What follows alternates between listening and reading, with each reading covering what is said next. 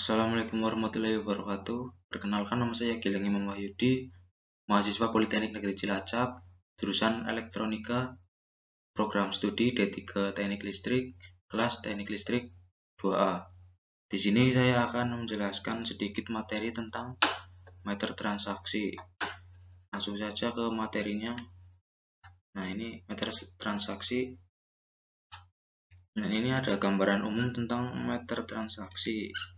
Secara garis besar, bahkan alur proses pengambilan data dari hasil pengukuran pada sistem metering terdiri dari KWH meter itu sebagai komponen utamanya. Lalu ada link komunikasi dan server utama. Sistem metering sebenarnya dimulai dari CT atau PT. CT atau PT ini adalah current transformator dan potensial transformator di sisi sekunder. Lalu ada pengawatan atau wiring, lalu KWH meter elektronik dan link komunikasi. CT atau PT yang digunakan adalah kelas pengukuran dengan akurasi 0,5 atau 0,2. Penarikannya langsung ke terminal panel KWH meter. Dan untuk yang kabel PT melalui box panel yang dilengkapi MCB ke panel KWH meter. Untuk keperluan KWH meter transaksi, maka rangkaian arus dari sekunder CT dan PT tidak diizinkan digunakan untuk keperluan lainnya. Itu sesuai Grade Code Jamali 2007 MC 2.4.10. Untuk kelas ketelitian pengukuran untuk megawatt adalah 0,2 sesuai IEC 62053-22 atau ANSI C12.20 dan kelas ketelitian pengukuran untuk MVAR adalah kelas 2 sesuai IEC 1268 atau IEC 62053-23. Untuk jenis KWH meter itu terdiri dari beberapa macam tipe. Ada yang sudah mempunyai kemampuan TCP atau IP, ada juga yang hanya mempunyai kemampuan serial. Untuk sedangkan link komunikasi dari KWH meter ke server utama bisa menggunakan berbagai macam cara sesuai dengan kemampuan komunikasi dari KWH meter. Untuk server utama mempunyai kemampuan untuk proses pengambilan data, pengumpulan data, dan proses penampilan data transaksi untuk keperluan billing, operasional, dan lain-lain. Nah, itu pengertian dari meter transaksi. Selanjutnya ada KWH meter dan beberapa komponennya. Untuk yang pertama itu ada display. Display ini berfungsi untuk menampilkan informasi dan status pencatatan meter. Display terdiri atas normal mode, alternate mode, dan test mode. Dan ini merupakan contoh display dari KWH meter. Yang selanjutnya itu ada LED. LED ini berfungsi untuk pengujian pulse KWH dan kVAR. Di sini juga ada contoh gambar dari LED-nya. Ini untuk KWH dan ini untuk kVAR-nya. Selanjutnya ada tombol reset yang berfungsi untuk mereset atau memfresh manual nilai pengukuran, antara lain untuk mereset demand seperti nilai KFA max, tanggal terjadi KFA max, dan jam KFA max, dan untuk memfresh manual untuk nilai energi KWH, kVAR, dan KFAH. Selanjutnya ada transformator arus dan tegangan. Ini berfungsi mengubah besaran arus dan tegangan untuk input ADC atau analog to digital converter. Selanjutnya ada auxiliary power supply. Ini berfungsi sebagai catu daya untuk mensuplai fungsi fitur dari KWH meter. Misalnya untuk supply, display, internal modem, register, prosesor. Yang selanjutnya lagi ada register. Bagian dari KWH meter ini berfungsi untuk mencatat besaran pengukuran berupa energi dan demand. Yang berikutnya ada prosesor.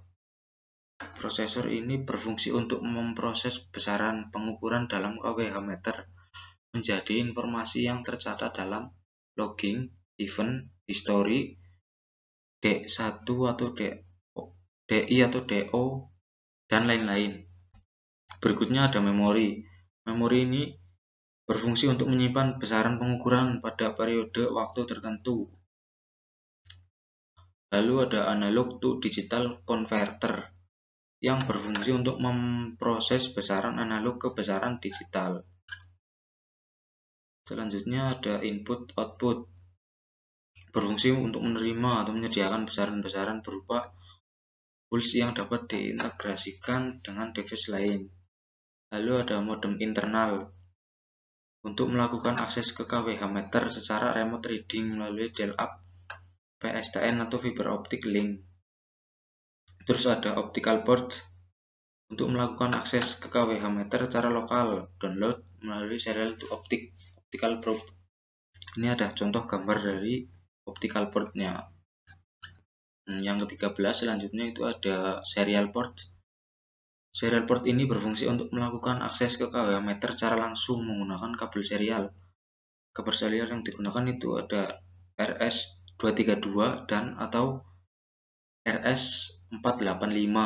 Selanjutnya ada Ethernet port untuk melakukan akses ke KWH meter melalui kabel UTP atau jaringan Ethernet. Lalu ada baterai untuk mempertahankan daya di memori dan waktu real time selama waktu tertentu. Terus ada terminal grounding untuk melindungi KWH meter dari tegangan lebih yang disebabkan oleh petir atau switching. Yang berikutnya ada proteksi mekanik, berfungsi untuk mengamankan KWH meter dari perubahan konfigurasi yang mempengaruhi pengukuran yang dilakukan secara remote atau lokal. Lalu ke-18 atau yang terakhir itu ada data log. Data log ini berfungsi untuk menyimpan rekaman. Data log profile per interval yang ditentukan. Itu berkisar antara 30 atau 60 menit. Yang selanjutnya ini ada komunikasi ya. Komunikasinya yang pertama ada media komunikasi. Media komunikasi ini dibedakan menjadi media menggunakan kabel atau wired dan menggunakan media wireless seperti GSM, GPRS, dan internet.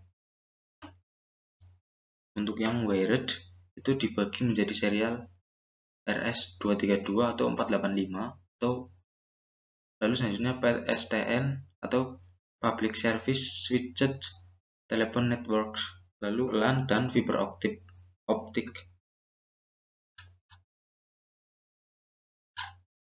Dan untuk yang wireless ini untuk mengakses KWH meter yang menggunakan media GSM atau GPRS dan internet. Yang selanjutnya ada metode koneksi. Metode komunikasi dari loader ke KWH meter dapat menggunakan port serial, port dial-up atau port TCP atau IP. Selanjutnya ada metode pengambilan, yaitu metode pengambilan data dari meter secara garis besar dibedakan menjadi 3, yaitu pengambilan data secara lokal dengan remote dan otomatik atau AMR. Untuk yang lokal itu pengambilan datanya secara langsung ke meteran menggunakan software baca sesuai jenis meternya atau pembacaannya langsung stand display register. Ini meliputi manual, direct, optical, dan TCP atau IP. Berikutnya ada remote. Remote ini pengambilan jarak jauh ya menggunakan media komunikasi, menggunakan aplikasi bawaan atau master. Lalu ada AMR atau automatic meter reading. Ini secara otomatis ya dengan pengambilan jarak jauh melalui media komunikasi secara terjadwal. Itu selanjutnya peralatan komunikasinya itu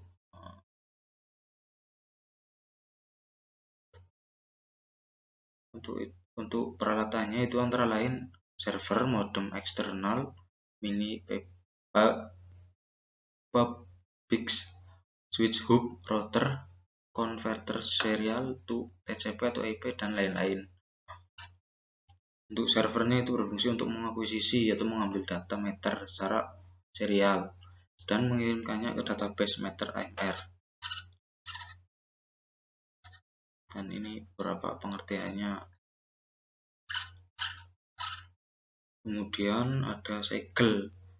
Segel di sini merupakan pengaman pada alat pembatas dan pengukuran energi listrik untuk keperluan legalitas yang dipasang oleh kedua belah pihak yang bertransaksi.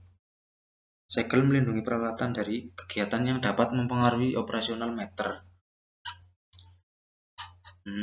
Macam-macam segelnya itu ada segel pintu panel kWh meter, segel tutup kWh meter, segel tutup terminal kWh meter, segel terminal CT untuk metering, segel terminal PT untuk metering, jenis-jenis kWh meter.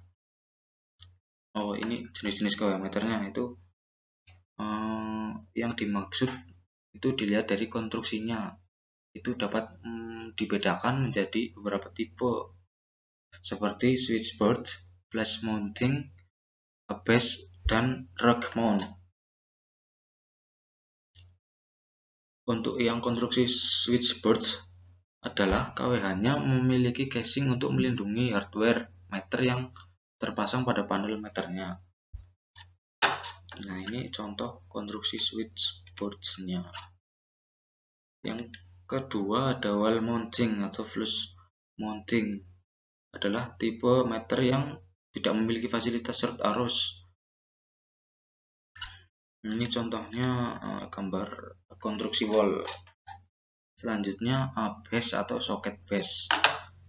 Ini memiliki fasilitas surut arus. Ini contohnya konstruksi base. Yang terakhir ada rack mount. Konstruksi rack mount ini memiliki casing untuk melindungi hardware meter yang terpasang pada panel meternya. Ini contohnya konstruksi rack mount. Lalu ada opsional atau tambahan. Tambahannya ini sendiri ada beberapa bagian, yaitu I/O expander, irik B, I/O dan irik B. Untuk I/O-nya itu berfungsi untuk penambahan besaran pengukuran yang akan dikeluarkan dari kWh meter. Untuk yang irik B untuk melakukan sinkronisasi waktu dengan GPRS. Yang selanjutnya ada VMEA. VMEA ini adalah dengan mengelompokkan komponen sistem metering berdasarkan fungsinya terlampir. Selanjutnya ada pedoman pemeliharaan. Itu meliputi in-service inspection dan in-service measurement atau pengukuran dalam keadaan beroperasi. Untuk ya in-service inspection ini harus dilakukan terlebih dahulu pengukuran kondisi peralatan yang meliputi suhu ruangan dan kelembaban. Untuk inspeksi harian ini meliputi ini ada keadaan display, keadaannya mati atau hidup ya. Terus ada parameter displaynya. Ini contohnya mencatat nilai stand pada kWh, mencatat nilai stand pada kWh kirim terima, dan itu dan seterusnya. Lalu ada indikator display, ada arah daya menunjukkan arah daya pada kWh meter. Ini itu untuk inspeksi harian. Lalu ada inspeksi secara mingguan. Mingguan itu tidak ada item pemeriksaan untuk khusus mingguan. Lalu terus ke bulanan. Inspeksi bulanan meliputi inspeksi pada panel kWh, kondisi pada luar panel kWh dari korosi dan kebersihan panel dan kWh meter dari debu dan benda lain yang tidak diperlukan serta kondisi pintu. Dalam inspeksi ini pemeriksaannya yaitu sebagai berikut, antara lain ya. Yang pertama, terminasi wiring pada panel kWh meter sesuai kebutuhan. Yang kedua ada kabel grounding panel. Ketiga ada segel pintu atau box. Yang keempat ada MCB, potensial transformator 3 pas. Yang selanjutnya ada MCB auxiliar AC atau DC. Terus ada peralatan komunikasi, indikator power supply. lampu penerangan dalam panel, lubang-lubang kabel dalam panel. Itu yang untuk inspeksi bulanan. Lalu yang inspeksi tahunan ini harus dilakukan secara rutin setiap tahun, di mana dalam inspeksi ini lebih menitik beratkan ke masalah security atau keamanan dan juga kontinuitas. Itu meliputi segel terminal CT, segel terminal PT, segel marshalling kios, kode segel pada CT, kode segel pada PT, kode segel marshalling kios, terminal wiring, kondisi visual CT atau PT, kondisi box sekunder, dan seterusnya. Untuk itu yang untuk tahunan. Selanjutnya ada 5 tahunan ya. Tapi ini rutin secara 2 tahun, nggak apa-apa. Inspeksi ini harus dilakukan secara rutin setiap 2 tahun. Itu sebagai berikut. Nah, ini seperti kondisi fisik panel, kondisi fisik boxnya, box CT maupun PT, terus kondisi fisik marshallingnya. Ini. Nah, ini pengertian dari in-service mensuring.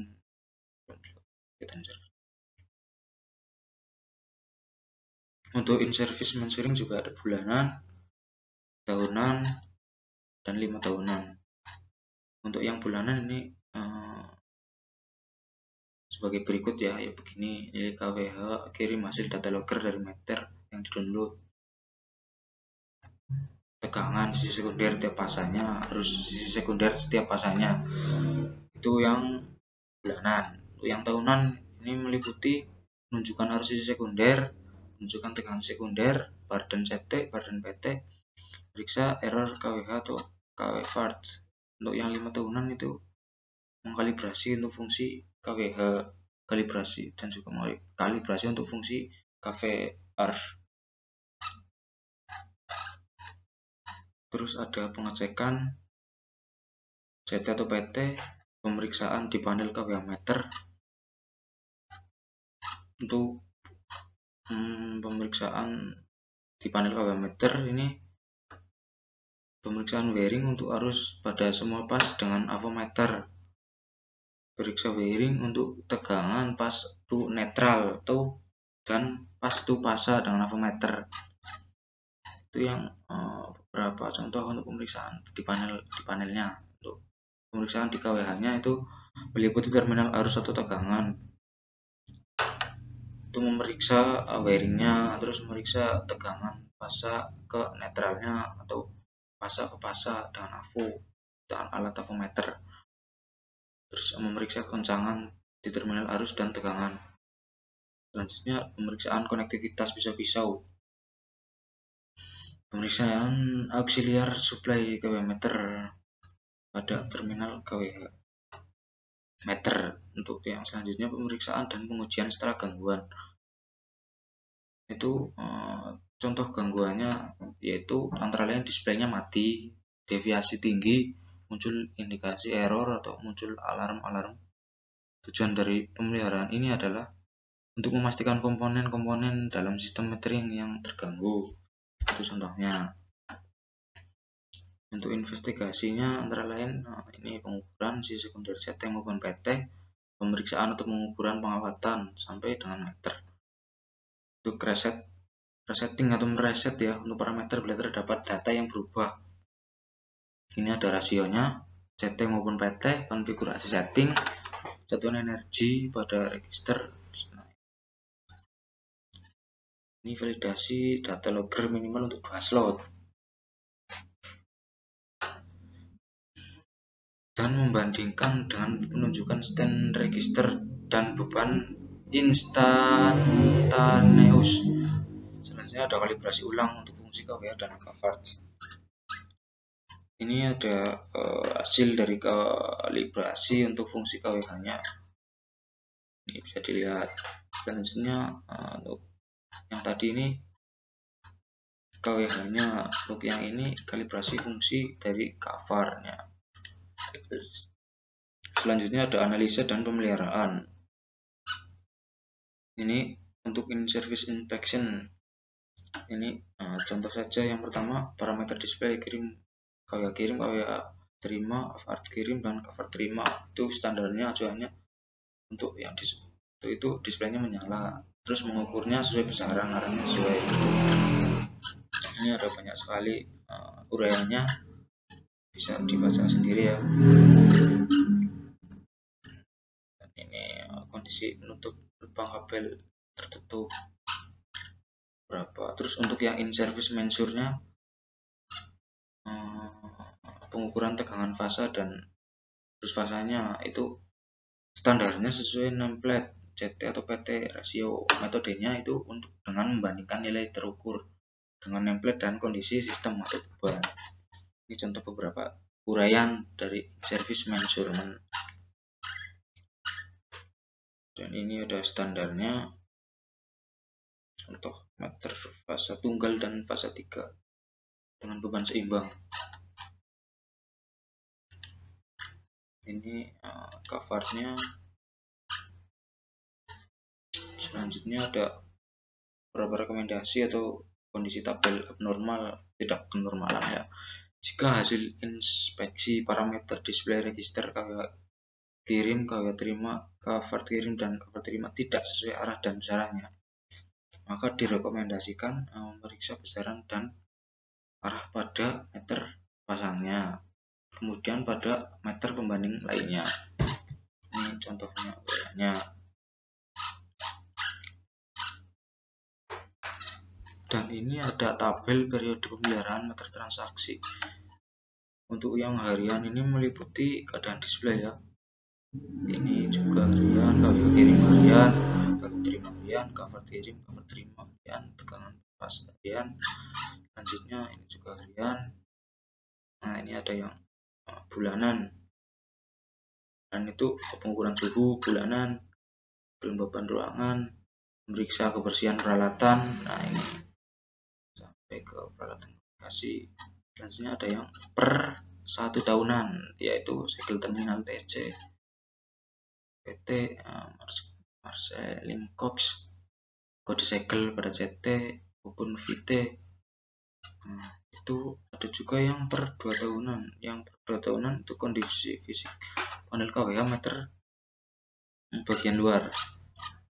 Ini 2 tahunan juga kondisi fisik box CT, box VT, kondisi grounding CT, VT. Lalu ini ada yang bulanan lagi untuk verifikasi pengukurannya. Ini bulanan juga verifikasi tegangan sekunder tiap fasa. Terus ini pemeriksaan dan data pengukuran dari hasil 1 tahunan. Ini 1 tahunan pemeriksaan border CT maupun VT, memeriksa error KWH atau KVART. Selanjutnya ada kondisi 5 tahunan itu kalibrasi ulang KWH dan juga kalibrasi ulang KVART. Dan juga ini ada kondisional pemeriksaan visual CT atau VT, nameplate, kontinuitas terminal arus. Ini juga untuk kondisional, kalibrasi ulang fungsi KWH, kalibrasi ulang fungsi KVART. Sini ada VMEA meter transaksi. Untuk displaynya berfungsi kan menampilkan informasi dan status pencatatan meter. Untuk yang kegagalannya atau functional failures itu tidak dapat dipantau. Untuk mode pertama layar buram, layar mati atau power supply hilang. Yang failure keduanya egging, kemudian rusak, itu MCB trip, over voltage, itu contohnya. Ini beberapa uraian tentang subsistem.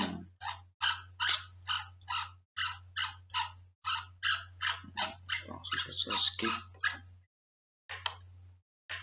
Nah, ini ada formulir inspeksi meter transaksi harian atau form inspeksi harian. Ini untuk yang hariannya itu meter transaksi regional atau PT. Ini daerahnya mana, GI itu gardu induk, berasal dari gardu induk mana, bayinya, terus tanggal atau jam inspeksinya itu kapan, pelaksanaannya ya. Terus juga kondisi lingkungan dan peralatan, suhu ruangnya berapa, kelembabannya berapa persen itu. Untuk yang harian ini meliputi displaynya, fungsi displaynya untuk nyala atau mati. Nah ini normal atau tidak sesuai untuk KWH kirim, KWH terima, dan seterusnya. Selanjutnya ada untuk mingguan. Untuk mingguan ininya sama, meter transaksinya sama, kondisinya juga sama. Yang membedakan itu ininya ya, kondisi peralatan, meter transaksi. Ini ada panel khusus KWH meter. Membedakan yang mingguan sama yang harian. Juga sama yang bulanan juga ininya beda. Kalau ininya sama, meter transaksi dan kondisinya harus ininya udah sama. Itu yang tahunan juga ininya sama, suhu ruangannya berapa. Yang membedakan untuk dicek segel terminalnya, CT normal, putus atau hilang. Terus di sini ada tulisan keterangannya, ketidaknormalan atau perbaikan di sini. Nah ini untuk 5 tahunan juga, kondisi fisik panel luarnya gimana. Itu bulanan yang mensur. Untuk yang 5 tahunan mensur. Ini juga ada beberapa daftar istilah service, penyaluran peralatan penyaluran tenaga listrik dalam kondisi pertegangan, itu in service. Terus in service inspection menggunakan panca indera. Terus in service mensur dalam kondisi pertegangan menggunakan alat bantu. Terus shutdown testing atau measurement dalam kondisi tidak pertegangan. Shutdown fungsional check, fungsi peralatan penyaluran tenaga listrik dalam kondisi tidak pertegangan. Kan ada pengujian atau pemeriksaan setelah gangguan peralatan tenaga listrik. Yang terakhir ada VMEA atau failure mode effect analysis. Ini untuk meningkatkan availability dengan cara mendeteksi kemungkinan kelemahan desain dan penyebab kerusakan domain. Nah, itu daftar istilah. Dan di sini juga ada daftar pustakanya atau referensi dari jurnal di atas, yaitu buku petunjuk batasan operasi dan pemeliharaan peralatan penyaluran tenaga listrik SKDIR 114.K DIR 2010 meter transaksi 0.dokumen 22 Harlur PST 2009. Oke, mungkin itu saja penjelasan dari saya.